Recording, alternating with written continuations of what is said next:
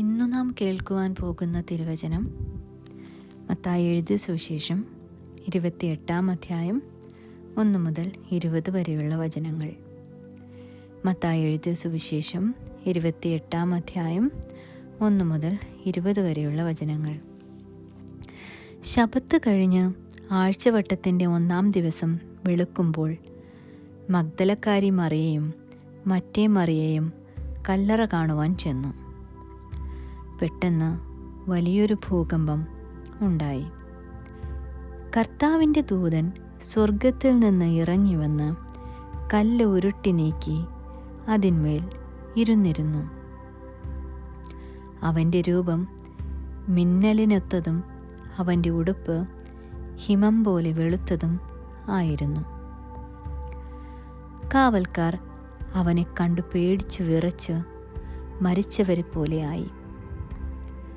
ദൂതൻ സ്ത്രീകളോട്, ഭയപ്പെടേണ്ട, ക്രൂശിക്കപ്പെട്ട യേശുവിനെ നിങ്ങൾ അന്വേഷിക്കുന്നു എന്നു ഞാൻ അറിയുന്നു. അവൻ ഇവിടെയില്ല, താൻ പറഞ്ഞതുപോലെ ഉയർത്തെഴുന്നേറ്റു. അവൻ കിടന്ന സ്ഥലം വന്നു കാണുവിൻ. അവൻ മരിച്ചവരുടെ ഇടയിൽ നിന്ന് ഉയർത്തെഴുന്നേറ്റു എന്ന് വേഗം ചെന്ന് അവൻ്റെ ശിഷ്യന്മാരോട് പറയുവിൻ. അവൻ നിങ്ങൾക്ക് മുൻപേ ഗലീലയ്ക്ക് പോകുന്നു. അവിടെ നിങ്ങൾ അവനെ കാണും. ഞാൻ നിങ്ങളോട് പറഞ്ഞിരിക്കുന്നു എന്ന് പറഞ്ഞു. അങ്ങനെ അവർ വേഗത്തിൽ ഭയത്തോടും മഹാസന്തോഷത്തോടും കൂടെ കല്ലറ വിട്ട് അവൻ്റെ ശിഷ്യന്മാരോട് അറിയിപ്പാൻ ഓടിപ്പോയി.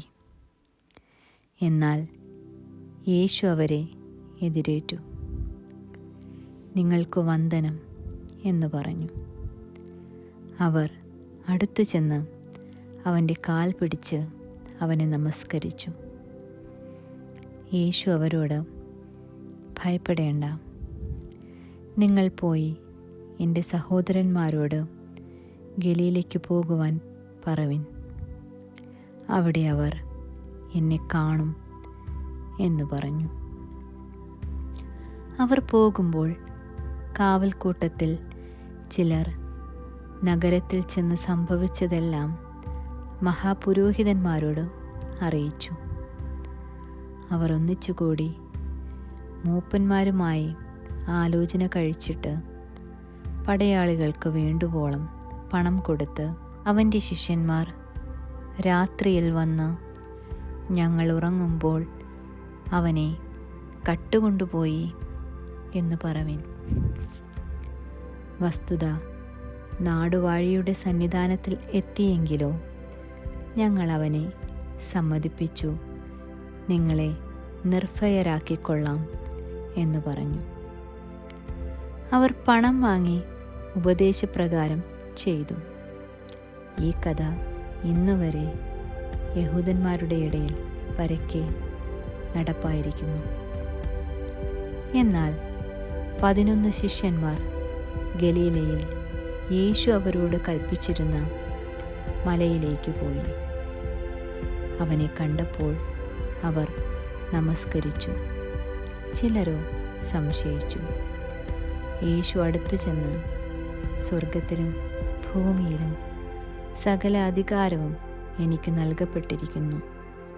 ആകയാൽ നിങ്ങൾ പുറപ്പെട്ട് പിതാവിൻ്റെയും പുത്രൻ്റെയും പരിശുദ്ധാത്മാവിൻ്റെയും നാമത്തിൽ സ്നാനം കഴിപ്പിച്ചും ഞാൻ നിങ്ങളോട് കൽപ്പിച്ചതൊക്കെയും പ്രമാണിപ്പാൻ തക്കവണ്ണം ഉപദേശിച്ചും കൊണ്ട് സകല ജാതികളെയും ശിഷ്യരാക്കിക്കൊള്ളുവിൻ. ഞാനോ ലോകാവസാനത്തോളം എല്ലാ നാളും നിങ്ങളോട് കൂടെയുണ്ട് എന്നരുളി ചെയ്തു. ആമേൻ.